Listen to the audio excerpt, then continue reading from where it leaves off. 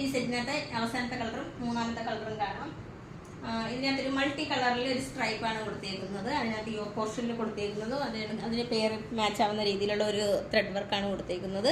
സ്ലീവിൽ വന്നേക്കുന്നതും അതുപോലെ തന്നെയാണ് ഒരു വർക്കാണ് കൊടുത്തേക്കുന്നത്. 3/4 സ്ലീവിലാണ് വന്നേക്കുന്നത്. സൈഡ് സ്ലിറ്റഡ് ആണ്. വിത്തൗട്ട് ലൈനിങ്ങിലാണ് വരുന്നത്. ടോപ്പിന്റെ ലെങ്ത് വരുന്നത് 42 ഇഞ്ച് ലെങ്തിലാണ് വന്നേക്കുന്നത്. അതുപോലെ ഇതിന് പെയർ ചെയ്ത് വന്നേക്കുന്നത് എന്ന് പറയുന്നത്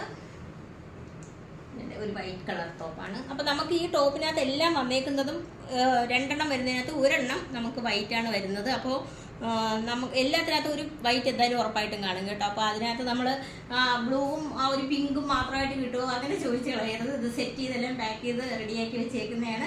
അപ്പോൾ അങ്ങോട്ടും ഇങ്ങോട്ടും നമ്മൾ കളർ ചേഞ്ച് ചെയ്യുന്നതല്ല, ഇപ്പോൾ ഈ കാണിച്ച രീതിയിൽ തന്നെ ആയിരിക്കും നിങ്ങൾക്ക് കിട്ടുന്നത്. അതുപോലെ ഇതിൻ്റെ ലെങ്ത് വരുന്നത് 42 ഇഞ്ച് ലെങ്തിലാണ് വരുന്നത്.